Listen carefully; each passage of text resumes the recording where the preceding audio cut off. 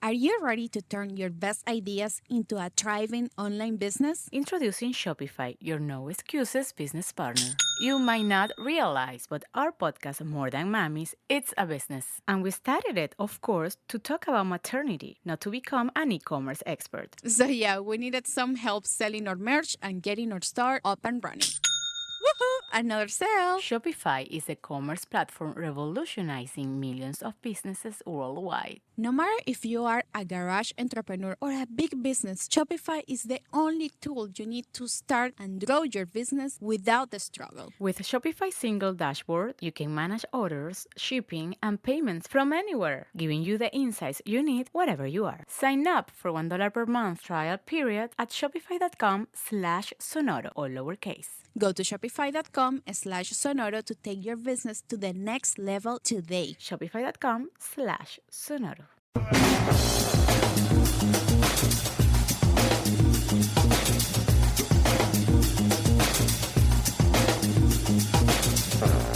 Welcome to the Brown and Black Podcast. My name is Jack Rico. And I'm Mike Sargent. And every week we take a look at race and pop culture through a brown and black lens.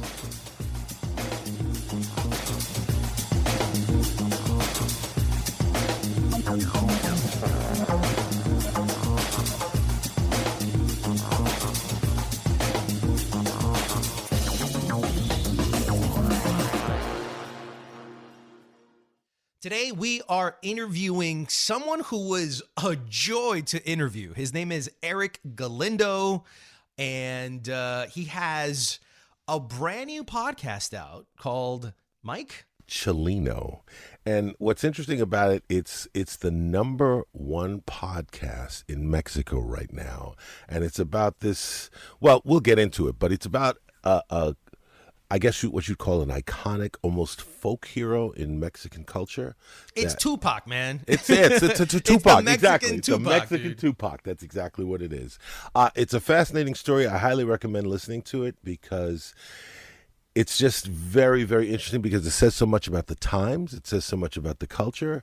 And it also says a lot that we never heard about him. And just Erick Galindo himself is a fascinating dude, super talented for his age. He's in his mid-20s, young guy, and he just seems to have tapped into a frequency of the Hispanic American culture, specifically the Mexican and the North American culture. And he's not the type of Mexican you think you know, right?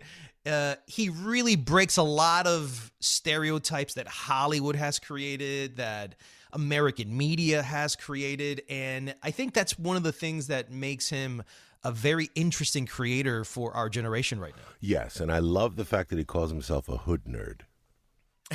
Yeah, and we'll break down more about Erick in just a few.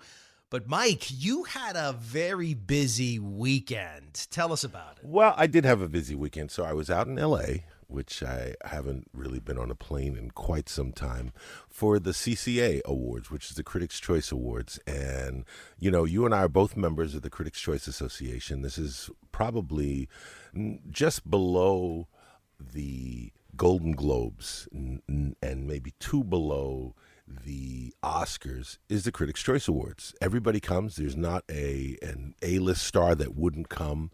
And I was there, and it was pretty great. And I got a chance to meet and party with everybody from Serena Williams to Will Smith. Campion. Well, now, see, Catherine Hahn. You had to bring up Jane, didn't you? Well, there's been a lot of controversy, and before you continue with what happened, because I know you were there for a controversy that happened with Jane Campion, where I guess she must have had a couple of martinis before she went on stage. This New Zealand director who is the favorite to win Best Director at the Oscars for her film The Power of the Dog. She'd be, I think, like the first female in I don't know how many years to achieve a Best Director, win at the Oscars. But she was the first female to do it the first time around. Exactly. So she now enters the stage and says something that pissed off Venus, Serena, and Black Twitter. The nominees, and Serena and Venus, you are such marvels. However, you do not play against the guys. Like I have to. Now, the thing about that, when you listen to her, it's a joke for her. And it's a classic example, in my opinion, of the kind of a joke that someone who has a blind spot will make, a social blind spot. It's the kind of joke that a man might make about a woman, a white person might make about a black. And now this is both a woman and a black woman who she ends up insulting. She ends up insulting probably one of the most iconic figures in the world. Okay. What was it like for you when you were sitting down and she said that? Was there a collective gasp, or was this like a post-day or two realization of what had just happened? Let me deconstruct that for you a little bit. First of all, Jane Campion was super friendly. I have half a dozen pictures of me with Jane Campion. She was very friendly. She's leaning on me. We're laughing. A little touchy-feely, as we're talking. Jane. A little touchy-feely. And she's my daughter's like, wow, Jane was so friendly, but what's up with the back rub, you know? So she was so friendly. Did she give you a back rub? She gave my daughter a back rub. She gave my daughter, as they're talking, she's giving her a back rub. Here. So, yeah. And I have many times in my life, and I know you have too, when you enter a primarily white space, okay? And you and I have worked in white spaces for a long time. You know, we've worked in, spaces of color, and we've worked in the reverse, So I won't get into the code switching, but very often, and what's interesting here for listeners of our show is, which of the 8 white identities does Jane Campion fit into? But as we encounter white people in these white spaces, they do fit into one of these identities. And there are, I wasn't as eloquent as our guest in breaking it down, but you could always spot the white person that just wants to be down. Okay. And they're happy that you know them. They're happy that you know their work. They're happy that you're a fan of theirs, and you're black. I've had this happen, and I just got that vibe for her. She was like, she's Jane Campion. She's been breaking barriers as a woman. I think any woman with any intelligence is going to understand, any white woman should understand what it is to be a person of color, because you've been treated the same way by the same, let's just say, figure, which is white male. Now, she was very friendly. She was there. She was talking with me, my daughter. She was talking with Serena. She was. I wasn't at the black table, but there are a lot of black folks around who know Jane Campion, as there are more black folks now in the CCA than ever before. Mm-hmm. She was having a good time. So when she gets up on stage, she was still having a good time. And then she said what she said. And now the cameras captured Serena's face. And that face is a face that all black people know. And I think Latinos know it as well, where, okay, I know this person did not mean to be insulting, but they totally were. And you have a choice of either smiling, that uncomfortable smile that Serena gave, and going in your mind, or, you could frown, or you could react to it. I think Serena and her family and the Williams family and, everybody was there. Will Smith was there. Jada was there. Everybody was there. Lots of important black folks are there. We're all right up in the front as well. And they all got it. Jane ended up apologizing. And as you saw, Martin Scorsese later this week just came on and just gave her huge praise a day before we did this recording. So I have to say, it's interesting to me, and I really want your take on this, Jack, or really, when you encounter these people, I don't want to call them white liberals necessarily, or leftists or anything, but let's just say white folks who really want to be down, but they don't realize they're not quite as down as they think, and they still have a lot to learn. I think that's it, Mike. What ends up happening in situations like this is, you summed it up the best, blind spots. It's intention versus ignorance. I think it's really boils down to the two. What happens? That's the intersection. That's the intersection. What happens when you feel you know enough? You're brave enough to now speak without feeling like you're offending anybody, and then you offend somebody. And like Socrates once said, all I know is that I know nothing. And I think it's in those moments where you can calculate intention or not. Is she being cruel deliberately to hurt us? Are you going out of your way to make us feel bad, like maybe a lot of Trumpians feel? But I think in that situation, it seems like Campion was already giving a lot of love to everyone and misspoke. What was supposed to be a gender issue became a racial issue. Well, yes. Go ahead. I'm sorry. Yes. And I think that people were able to interpret from that she wasn't going out of her way to deliberately be cruel. And I think people will give her the pass. I think she's maybe earned it.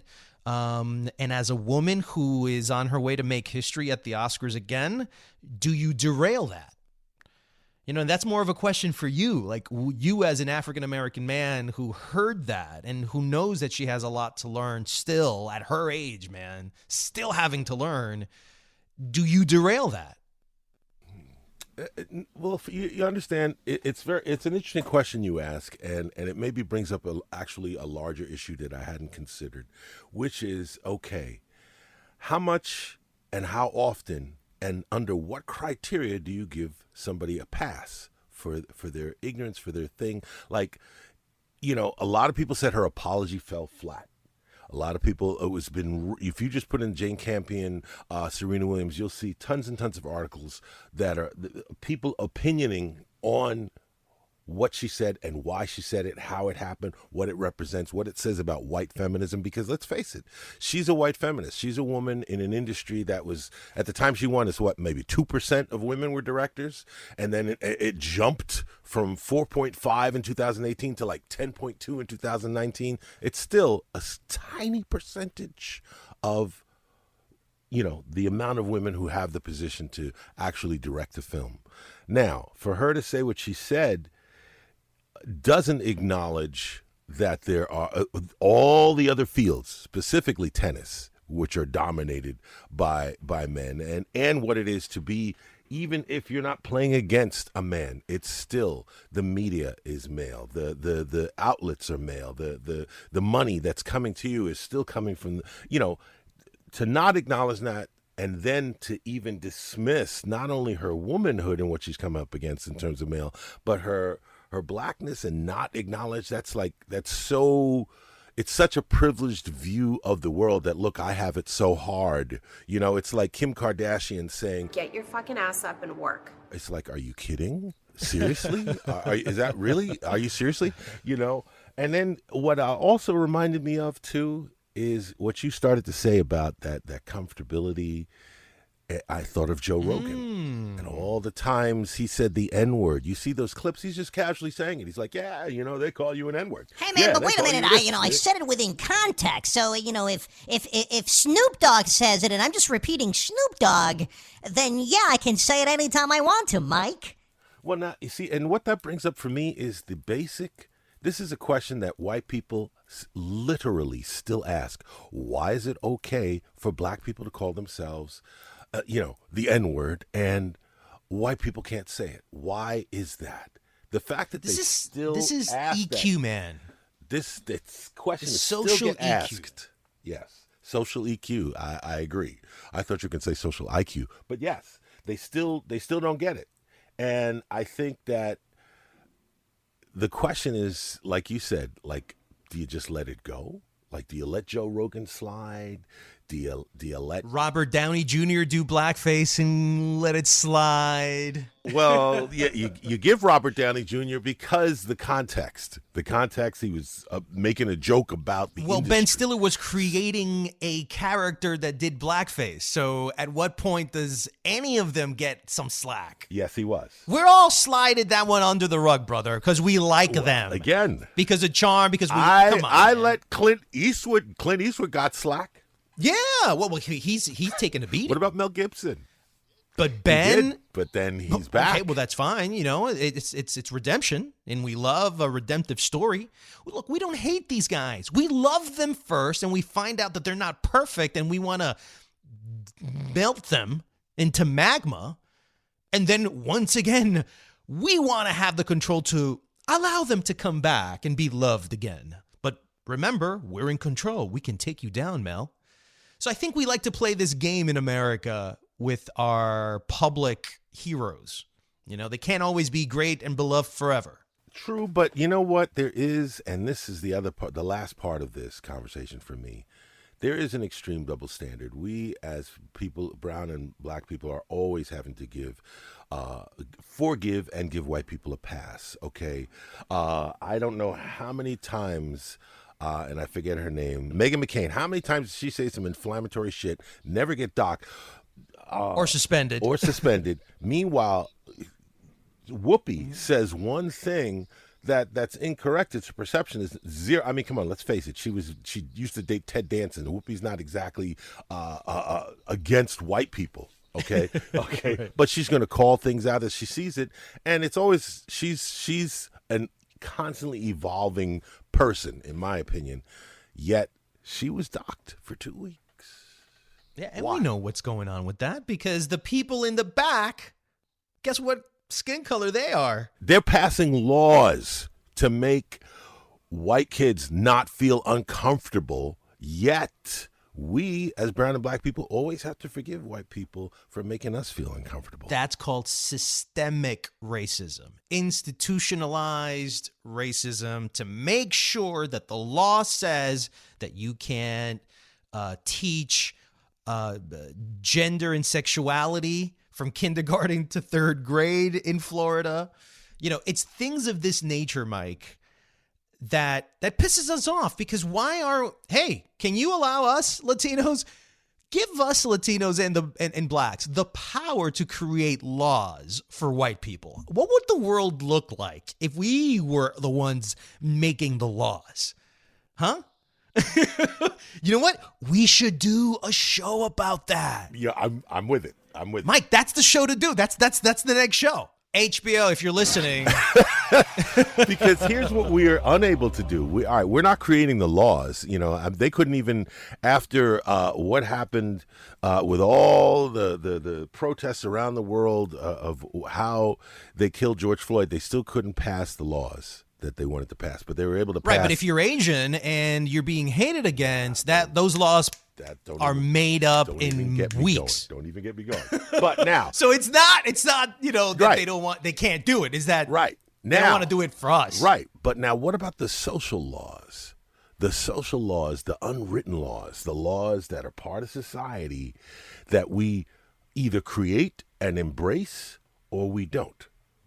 We can't create those social laws. We can't say, okay, the people don't want to acknowledge. You say, all right, you're a white person, you do not say the N-word.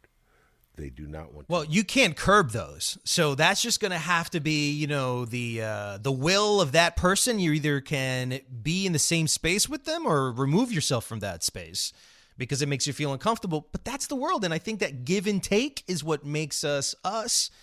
And this experiment, you know, I don't know how long it's going to go before we DMZ it like HBO's new show on Civil War. And it's going to be really interesting, man.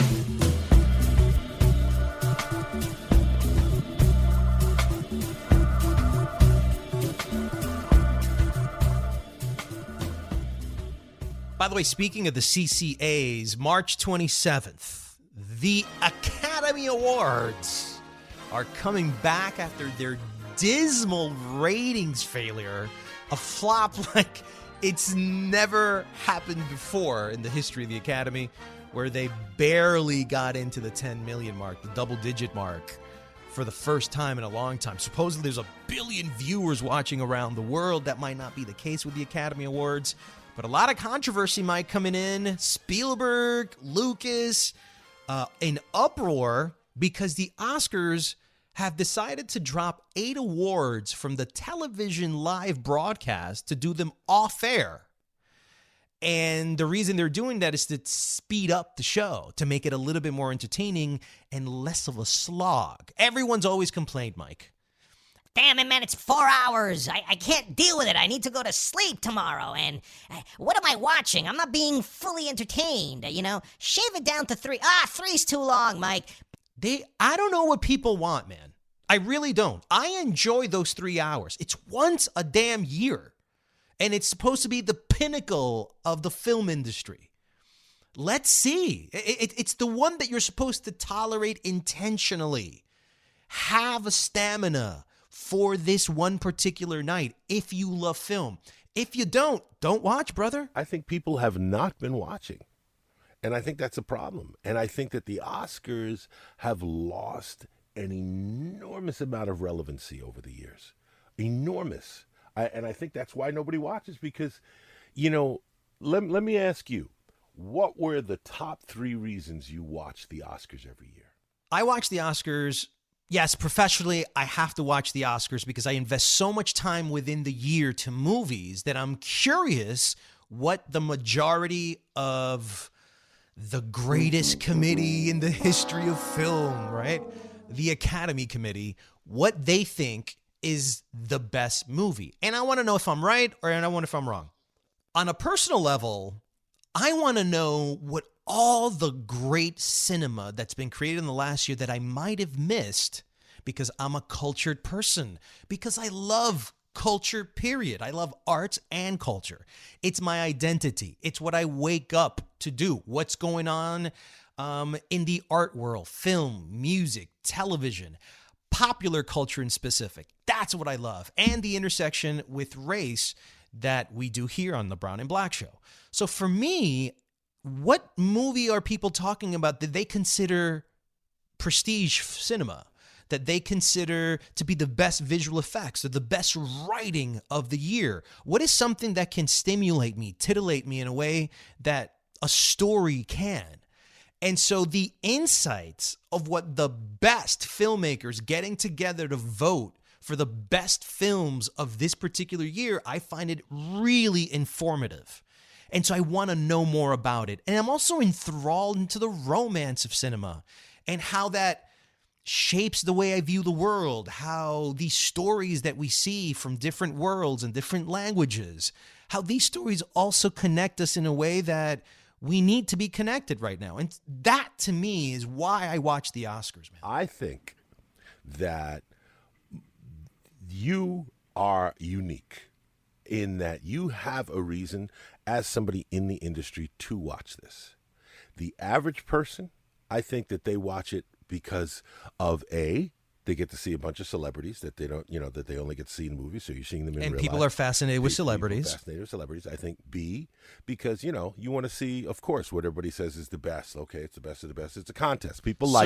So you don't feel stupid in the block party or in the water cooler area or just catching up with friends. Yeah, well, and you love movies, so you want to know what's great, what's good. So it's sort of like the ultimate critical review. Like you said, the greatest opinions of the industry are going to decide on the Oscars because to most people they don't know who the committee is. They just know the Motion Picture Academy means nothing. But I think the glitz, the glamour, all of that, I think it's a little passé. I think looking at celebrities, you can watch them on Instagram all day, every day if you wanted to, and watch them up and down, watch them eat with makeup, any place they go behind the scenes. So there's no thrill for that. I also think because this industry has cannibalized itself with everything, it's like Spider-Man's going to be on Blu-ray in a minute.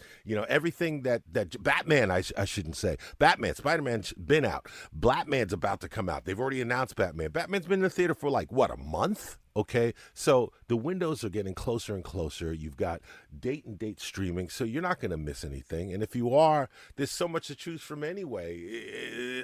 Something that won an Oscar also doesn't really matter because the stuff that is Oscar skews much, much different than what the average person wants to see. Okay, Oscar films traditionally may win an Oscar, but don't make that much money. Okay, now it's rare that you have a Titanic, the most popular film, wins the Oscar. Okay, I think the last factor coming in is that there are so many award shows, so much to choose from.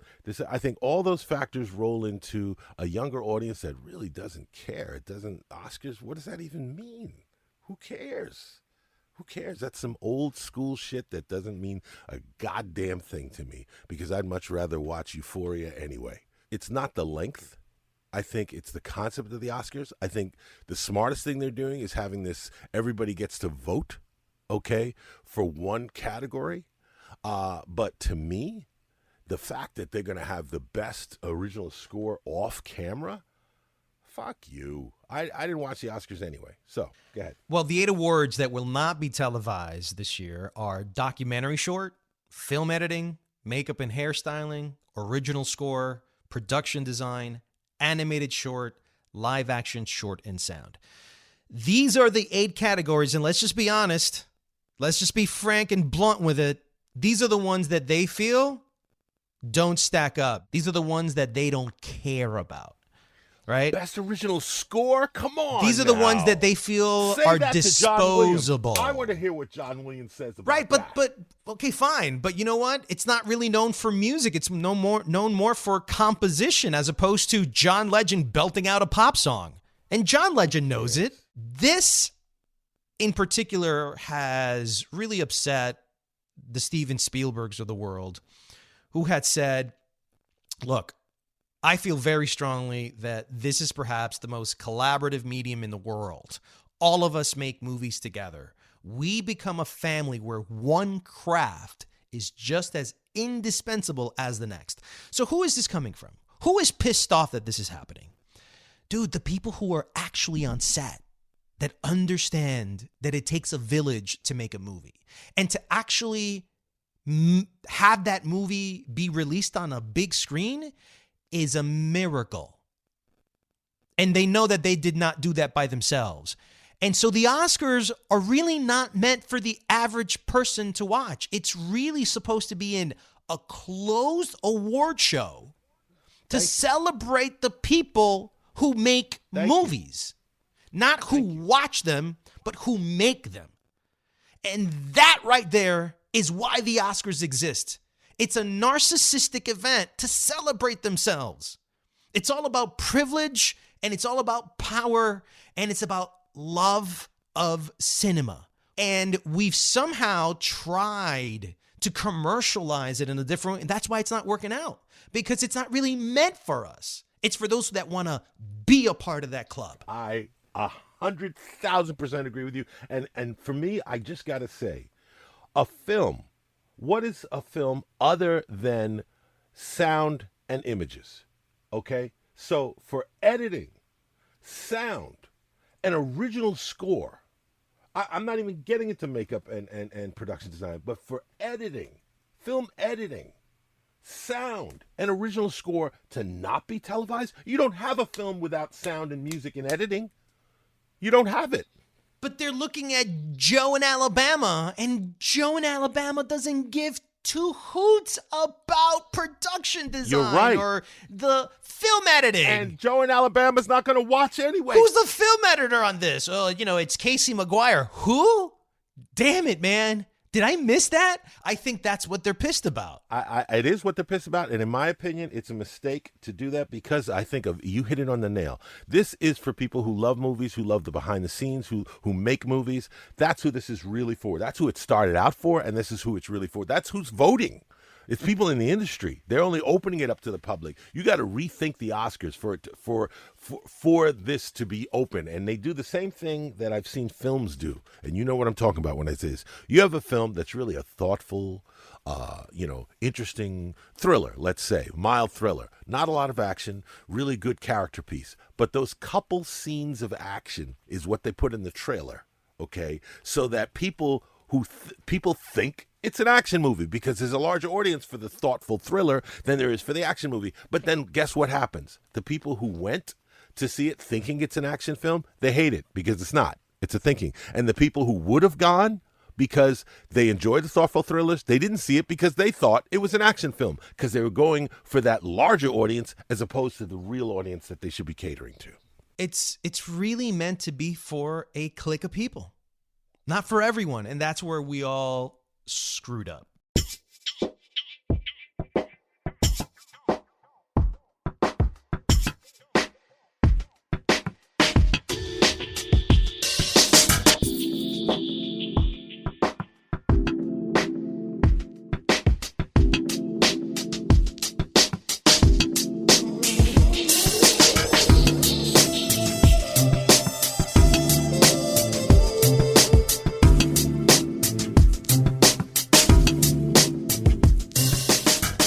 Mike, the time has come to talk with Erick Galindo. For those of you that might not know him, he is a 5-time Telly Award-winning writer, director, and producer known for the upcoming CBS sitcom Mexican Beverly Hills. He regularly writes about culture for LAist, KPCC, and the New York Times, and was the first managing editor, Mike, of LA Taco, where his work, believe it or not, won a James Beard Foundation Award. This dude is super talented. He also hosts and is the head writer for the hit immersive storytelling podcast Wild for LAist Studios. Yes, and I have to say, interviewing Erick was a pleasure, and besides him being such a fertile creative mind, you really like this kid. I mean, I want to work. Yes, and I think what's interesting is that at such a young age, he's been able to accomplish so much. And us, who are probably double his age, have seen like this meteoric rise happening before our very eyes, where all of a sudden the dude has a CBS primetime show on broadcast legacy traditional television that they gave a Mexican kid. And what makes this Mexican kid so unique, so talented? What is it about his voice, his way of thinking that have connected with people? Well, he answers that question when we ask him. And we talk a lot more about the podcast industry, of what it means to be Mexican American, and what this podcast series, Chalino, what that says about America right now. Yes, and I will say this. What's interesting to me also, as you mentioned, him being so young and having done so much, and, you know, and the Ballad of Chalino Sánchez is a great podcast, but, you know, this is a kid who literally created his own destiny. He is where he is because he put in the work. And in this interview, you're about to hear how he did it.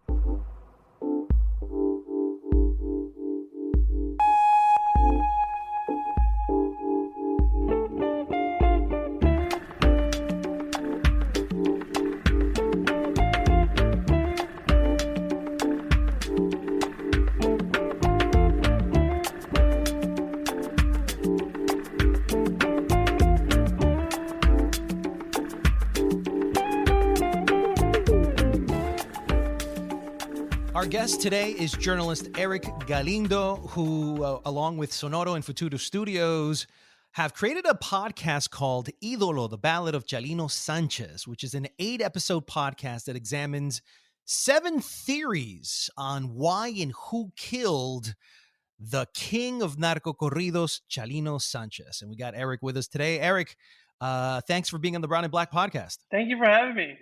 I'm really happy to be here. Erick, I want to ask you the first question because this is a question I love to ask storytellers, and you're a storyteller. You know, you make film, you do audio drama, and I started out in radio doing radio drama, so I love what you're doing. My question to you is, what makes a good story and a story worth telling? That's very subjective. I think I like stories personally with interesting characters, and like I'm a sucker for the hero's journey. Someone who is facing a moment in their life that is life changing, and whether they choose to do it or not, and why they choose to do it or not, and if they do it, what happens? Like, at least for me, what it feels like to be alive. Like, I feel like we're all faced with these moments where we get on the precipice of something, right? Whether it's like a new job or a new relationship, or I don't know, you grow up in a neighborhood and you're about to get out of the neighborhood. Like it's very personal for me, the idea that we can transform our environment and ourselves and become better. So I really like those kinds of stories. But I do think you also need complex characters, and I think the setting is something I really fuck with a lot. Like, I really want to know where these people come from, what their environment is like, and what are they trying to overcome. So those are kind of some of the things I look for in terms of like, yeah, what's worth telling. I mean, I definitely feel like everyone's story is worth telling. I like to focus on stories that don't often get told, just kind of stories from marginalized communities. Erick, how did you first discover Chalino Sánchez? I will say my older brother, was a big fan of Chalino, and he introduced me to Chalino. And I was very young, but I do remember Chalino basically being like the first famous Mexican that I knew, as a kid, like someone from our neighborhood who was actually well known. And he was also like well known in a way that a lot of other well known people in my mind were well known, like politicians, actors. They all seem like kind of washed, like boring to me. But Chalino was like the first person who seemed like he was like one of us. He was someone I grew up with, someone I knew. Like he could have been one of my uncles, one of my cousins. And I think that at an early age, that's how I saw him. It was just like someone from the neighborhood who was doing big things, at least from what I heard. There was always chatter. Like, I remember there was chatter of like this quinceañera he was going to perform at in Compton, and like people were going to go and crash the party. And like, I think it took me a while to really understand what drew me to Chalino, and at various stages of my life it has changed. But I think the reason I was so compelled to tell his story was because he did three things for me. He bridged my life in LA in the hood to my parents' life, which was a life of like living on the rancho. He bridged Mexican and LA culture. And he did that because he sang about like what it was like to grow up in, or he sang songs for criminals, and a lot of the people that I knew were kind of outside of the law. And he made being Mexican seem cool, which was kind of remarkable. And the other thing he did was he started his own thing. And for me, as someone who never felt like I quite fit in, I was a redheaded Mexican growing up in a neighborhood that was not kind to Mexicans, was not kind to anyone really, but especially if you look like a white boy, but you are not a white boy. Like the white boys didn't like me, the Mexicans didn't like me. I never really quite fit in. So I just felt like Chalino was someone who also didn't fit in with like the stereotype of what a singer is supposed to be, and he kind of made his own thing. And thirdly, it was like, here's a guy who was telling stories from his community. And yeah, there were gangster stories, there were narco stories, but there were stories that were complex, and that they showed Latinos who were not victims necessarily, who were like trying to do things, who were trying to do big things. And so I think those three things really connected with me. I don't think I realized that until I was like old enough to understand these complex issues. I just knew I loved Chalino because he was fucking dope. Like straight up, I don't know what else. Like, Like why do you love anybody? Yeah, it's like I knew like if I ran into someone at a party and they knew Chalino, there was like a quick like secondhand, like we knew what's up, like we could talk. That's all I knew growing up, and it wasn't until I got much older and really understood, complex issues and stuff, that I really could really dive into like what is it about Chalino that I found so seductive. And I still think he's dope as fuck. I just think, these other things are also at play. Just for our listeners who don't really know, but because I would love to hear the definition from you, and potentially what it means to the culture. Narcos Corridos, it's been compared to rap, and when you hear it, like, you understand why. It's singing about, let's just say, things that you don't hear in other music. What is Narcos Corridos, and tell me a little bit about the culture and maybe how you came into it and what it means to you, that music. Yeah, so a corrido is just a ballad. It's like a folk song, like Bob Dylan did it really well. For example, the Hurricane, right? If you ever listen to the Hurricane song by Bob Dylan, that is like a classic ballad. It's got a story in it. It's a song that's a story.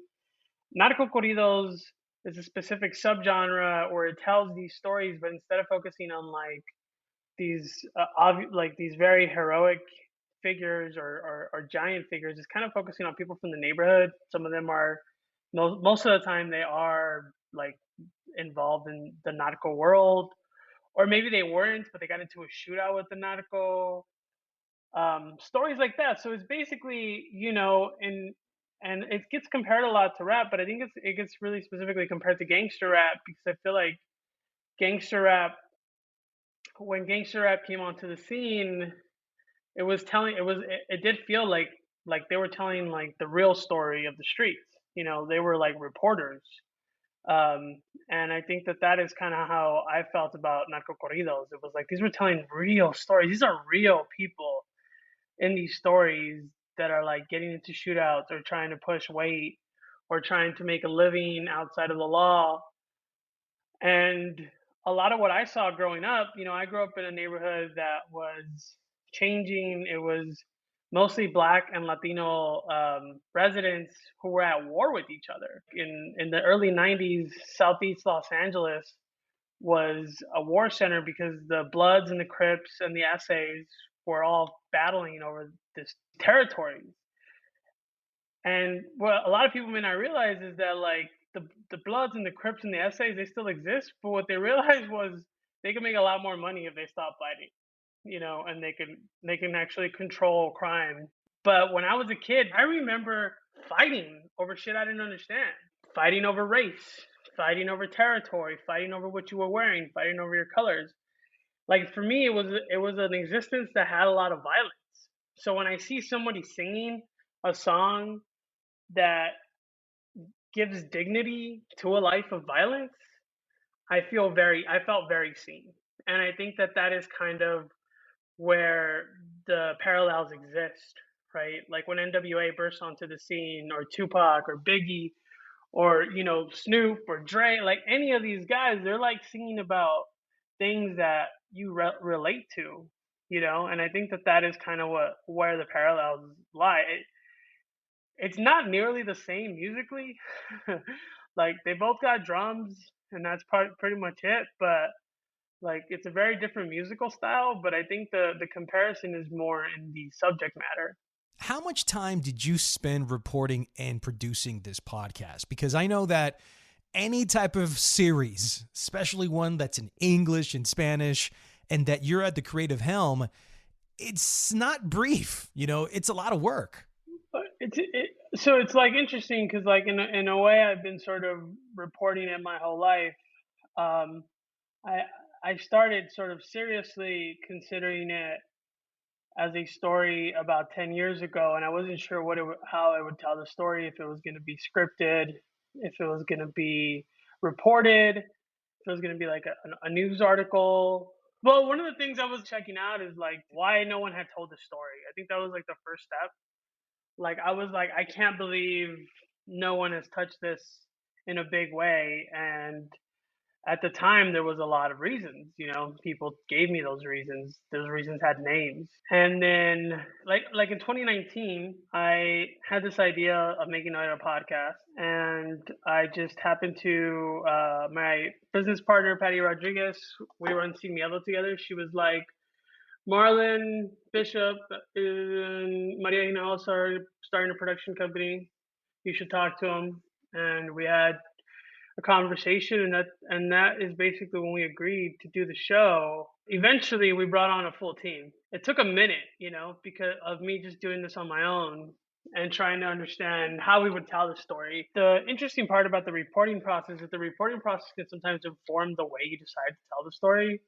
And I think that that's kind of where we landed on with Chalino and why we landed on the theories, because it was just so hard to pin down fact versus fiction with Chalino. And he existed in a time before people documented their whole lives, right? And he was never famous enough to be documented in the way like Biggie and Pac were, where like every turn they made was chronicled, right?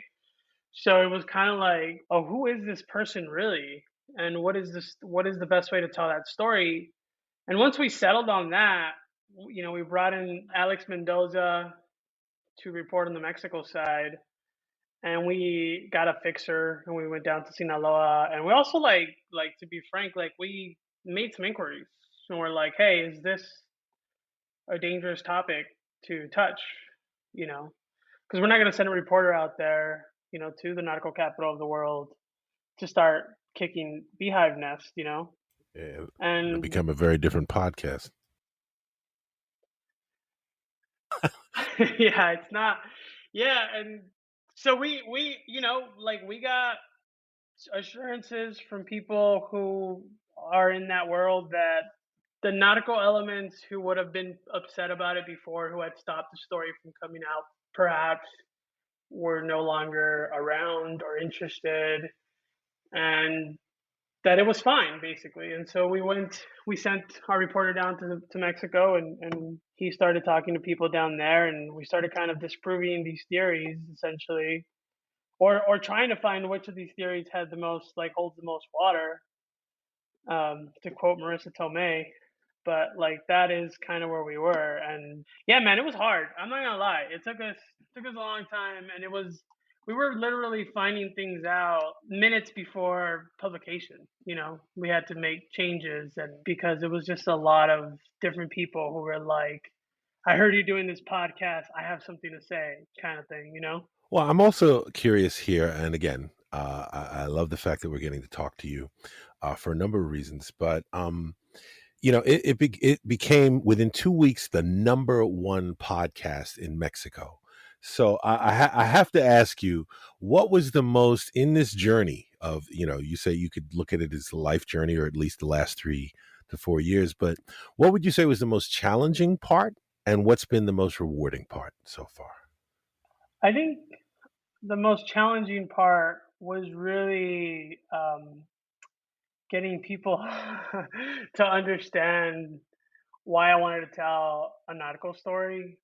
People on the other side, there was like a big sort of like awakening, I would say, about like what other stories we want to tell about our community, right? And do we want to do a stereotypical story about criminals, right?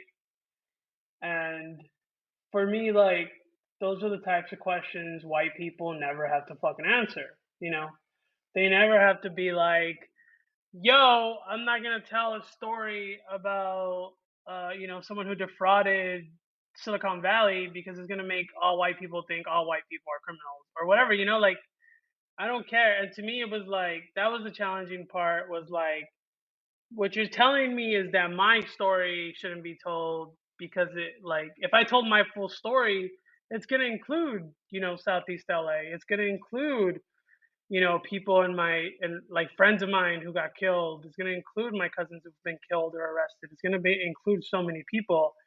And like for me, it's like it was important as a person who survived the vicious circle to like tell the story of someone who didn't, and how it didn't matter what the fuck he did, no matter how famous he got or big or seemingly untouchable. Like he couldn't escape the circle. And I think that is one of the things as a survivor of that circle that I think about a lot. And I wanted to tell that story, and explaining that to people was a bit challenging. And thankfully, like Futuro and Sonoro, they really understood it, and they were just like willing to like write a check and let's do it and see what happens. These are two very indie studios that are like relatively new to the podcast game. They're not, NPR. They're not Spotify. They're Latino like led companies who got it, you know. And I think as far as like what has been the biggest like reward has been like just people like feeling seen, even people who are not narcos or who did not listen to that music, like people who did not grow up in rough neighborhoods. They're like, this is an incredible story that brings dignity to someone I know, because it does feel like we all have those relatives that live outside the law and have had tragic endings. And also just like the fact that you can tell a very nuanced story about any topic as long as you have that intentionality, right? You know, you brought up we made a Spanish version. Like this is a podcast my parents have listened to. My parents have never listened to a podcast in their life, and they finally have something that they can listen to because it's in Spanish, and also because it's about a topic that they understand, you know, something that they've lived with, that they grew up with.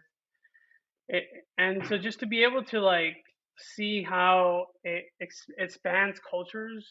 Like I know people have told me they're listening to it with their abuelas and their abuelos, and like it just from like, you know, teenagers have reached out to me to like older folks.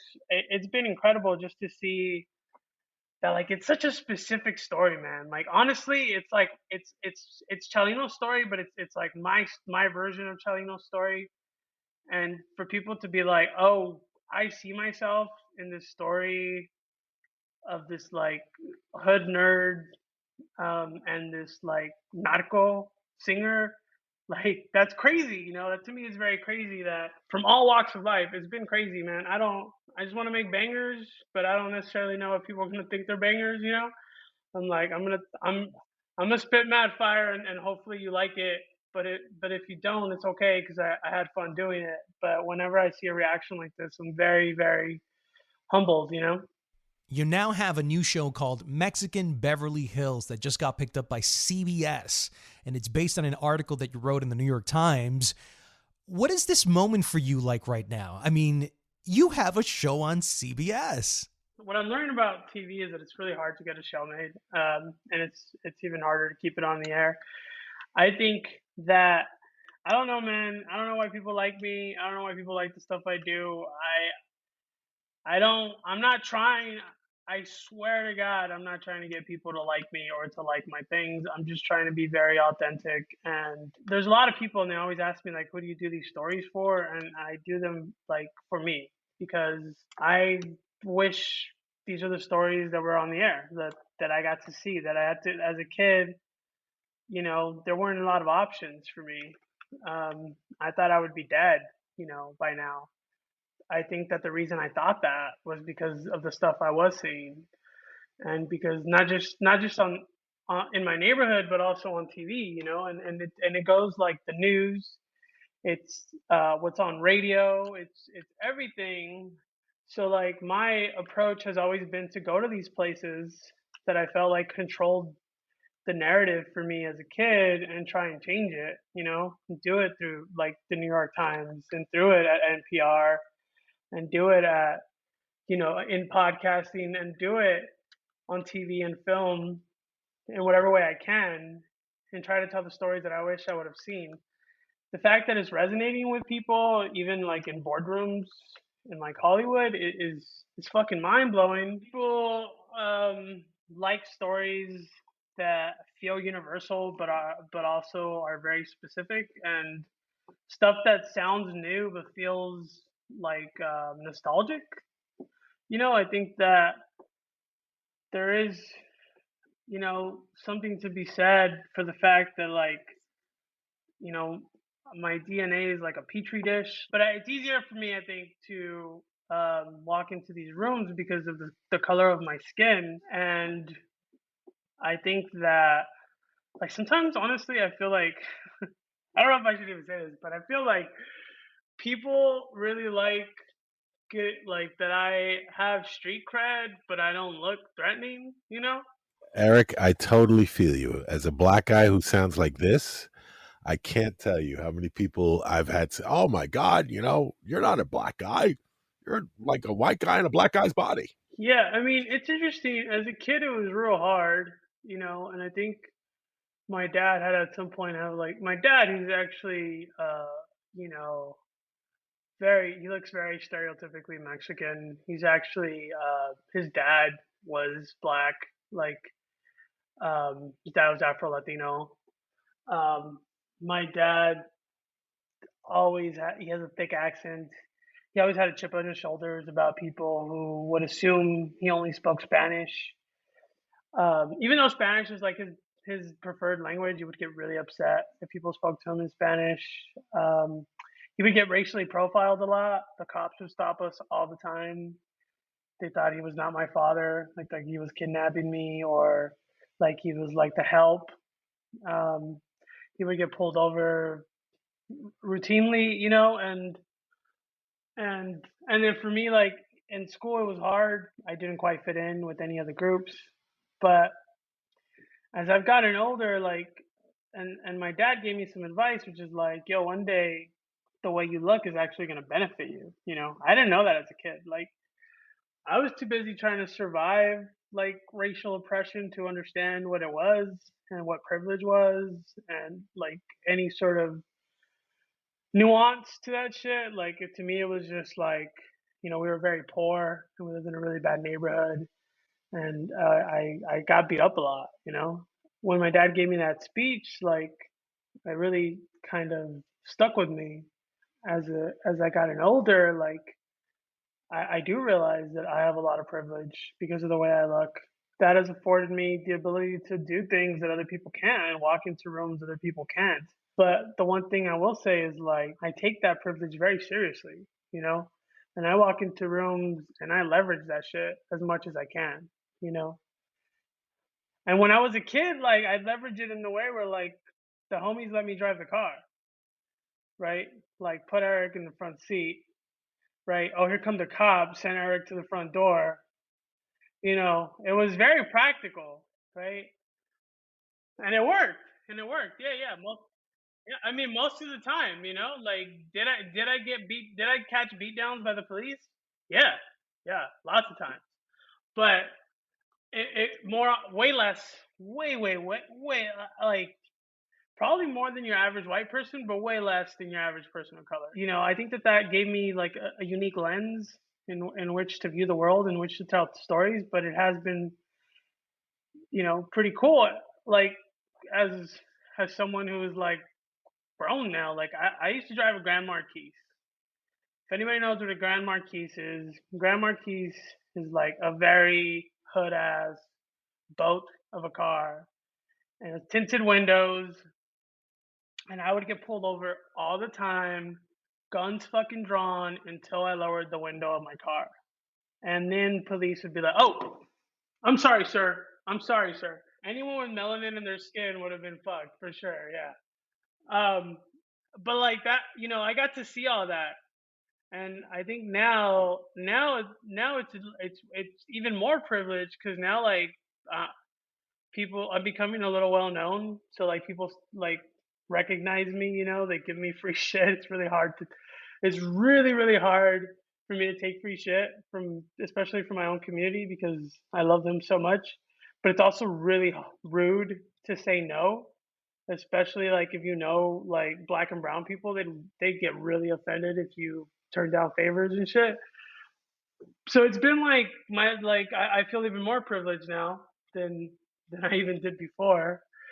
Um, but at the same time, the hard part is that the stories I want to tell aren't stories about the white experience or about being privileged. They are stories about the other side, and what that's like, and how identity is so complex. And I think that for the longest time, that's why it's been really like an uphill battle to get the stories told. But that is also why I had so many stories on lock, like ready to just roll down the fucking hill once they let them go. And a lot of those stories are sort of coming to fruition right now. I'm getting a lot of wins, but there was a bunch of fucking airballs. Like, for the longest time, for the longest time. And I think right now, even with like Mexican Beverly Hills at CBS, we're still not a for sure thing, right? It's mind blowing to me that there are like billionaires and millionaires reading my script and deciding whether it gets to go and deciding whether they think it's, interesting that you can be black and Mexican, you can be white and Mexican, you can be like a nerd and Mexican, because that's kind of what the show's about. And hopefully they think that's interesting, and hopefully they want to take a risk and put it on the air, because there's not a great track record for a lot of these shows succeeding, at least in their mind. At least what it means to succeed in order to keep the show going for longer than a few episodes or a couple seasons. I think there's a chance like that, this show is going to be huge, that we are not attempting to do what a lot of people want us to do, which is to tell everyone's story, which no one should have to do that. No one should have to speak, like Lin-Manuel Miranda should not have to speak for all Latinos, Eva Longoria should not have to speak for all Latinas.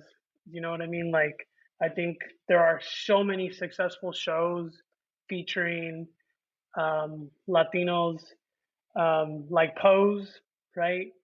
Pose never had that same pressure of being a Latino show or speaking for a bunch of, because it was just a very, very specific story, and that was very successful. You look at like Cobra Kai, which has a lot of Latinidad in it. A lot of, I laugh a little though, because Cobra Kai's got the whitest gangsters. Like, the white kids are fucking off. Like, I don't know what's going on, but they are like throwing down in the streets. Like, they're homeless. Like, they got all these problems. But you know what I'm saying though? Like, that show is not seen as a Latino show. Like, it's just seen as a show. And I hope that like those are the kinds of stories we get to tell, stories that are just like super universal because of the message, but very specific because of the story and the lens that they're getting told through. The only times I ever felt seen on TV was in black television. Even Blackish, like I remember Blackish, like when it came out, I was like, holy shit, that's my dad. Like the grandpa on Blackish, that's straight up my dad, just grumpy for no reason, like you see things like that, or like you see Atlanta and you're like you get it. Life on these streets is fucking surreal. So of course it's a surreal take on life, like there's things like that only, growing up in these communities you kind of get, and they're very specific stories. I don't think anyone would say it's a black show. It's a fucking great show, but I don't think anyone's gonna say it's not a black show. You know what I mean? It could just be what it is. And I think that's powerful. And I think that, that has been a great example for me. And like, I say that as like knowing well and full well that Latino and black are not mutually exclusive. There are a lot of black Latinos, there's a lot of them in my family. But I just think in terms of the lens specifically that we're talking about, it's like, let people tell their story, and again, Pose is a perfect example of that. Like, it's so fucking specific and so good and so powerful, and by all means was seen as a success, right?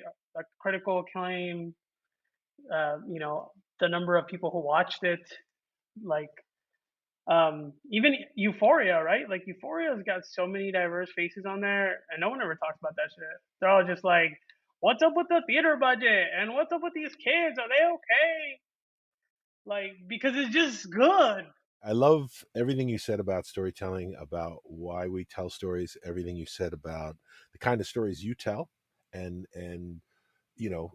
just the idea of telling authentic and specific stories that, people will get it, because we're all human at the end of the day. My question to you is, this whole journey to this point now where you, and I guess it's a two-part question, because I really wanted to ask you what your thoughts are as a filmmaker doing dramatic podcast, because I definitely hear the sound design like you're kind of like you're in a film, so I kind of feel like you went for that. But I want to know, two things. I want to know what your thoughts are in working in purely audio, just creating what you've done, and I want to know what you learned about yourself in the process of all of this. Podcasting is so intimate. Audio in just general is so intimate. Like you create relationships with the voices in your head in a way that you really don't with other mediums. I love that, and I also love that there's much more experimentation. Like people are willing to let you play a little more than they are in other places. I do like to make audio that sounds like film. I like to make, things that feel visual. Um, I I don't know where that comes from necessarily, but I just feel like I just maybe because like I was just obsessed with TV and film as a kid, and I love it, man. And also, there's a lot of intention, right? Like 10 years ago, when I was trying to get Latino stories told in Hollywood, they basically told me like, "Well, where's the IP?"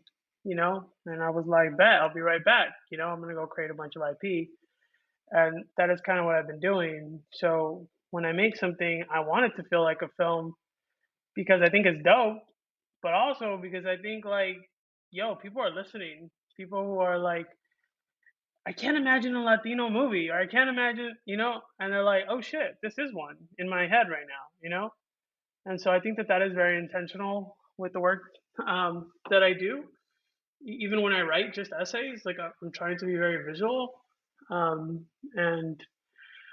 as far as like what I learned, like, I think one of the things I learned was like, I don't want to die, man. Like, it's like you start to see yourself when you start telling a story of like a guy who grew up in a rough neighborhood.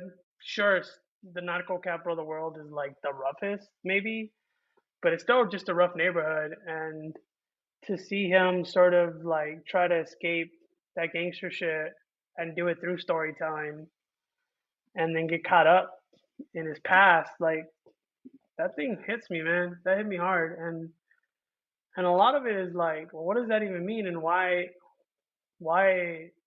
like how that's connected to like the idea of like machismo and toxic masculinity and how dangerous that shit could be. And I feel like no one's ever really sat, maybe they did, but I don't feel like anyone really sits you down and just tells you the practical reasons why you shouldn't be the toughest guy in the room. To be like, yo, your ass gonna get killed. Like, you just got shot at a concert. Don't go do another concert for like a minute. Like, don't just do it a couple months later, like, and like I try to remember, as a kid, like the lessons people try to teach you about like don't be brave, don't be tough. And I think a lot of that is connected to like when you spend so much of your life trying to survive, you grow this like toughness and this like sort of stereotypical macho shit. And being able to let it go was something that I really learned in the Chalino podcast. Is like I don't want to I don't want to be the toughest guy in the room. I don't need to be as brave as Chalino or Tupac. I love them. They will live on forever in my heart and in my mind and as artists. But I'm like, man, they could have lived. They could have had kids. They could have had, I mean, Chalino had kids, but I mean, he could have had grandkids. Tupac could have had kids. Tupac could have been like a politician. Who knows what these people would be. And like, I think that's something that I really kind of came to terms with. I don't want to suffer that fate, man. And there was a time when it was like you grow up with this idea of like cuando te toca, like when it's your time, it's your time. Yeah, but that doesn't mean you gotta go swimming with sharks. You know what I mean? Like, if someone dares me to swim with sharks, I'm gonna say no. And like, I feel like in the past, I would have been like, I guess, because otherwise I'm a pussy, right? Like, and those are the kinds of things like I've learned a lot to let go during this whole process, And it was like in many ways like a coming of age for me to just being able to let go of a lot of the tough, like the machismo, the toxic masculinity that is really connected with, you know, basically with violence. Like I don't think I ever put that together like that. Violence as a whole is a result of like, you know, it is cyclical and it is systematic, but there is a lot of like just men being men, you know? That's it for this episode of Brown and Black. We'd like to thank Erick Galindo for stopping by. And if you would like to support this podcast, please subscribe and leave a review. Your help will allow us to be heard by many more people. This episode was edited by Joshua Tirado. You can follow our comments and opinions on @BrownBlackPodcast on Twitter, Instagram, Facebook, and YouTube. We'll see you on the next episode of Brown and Black.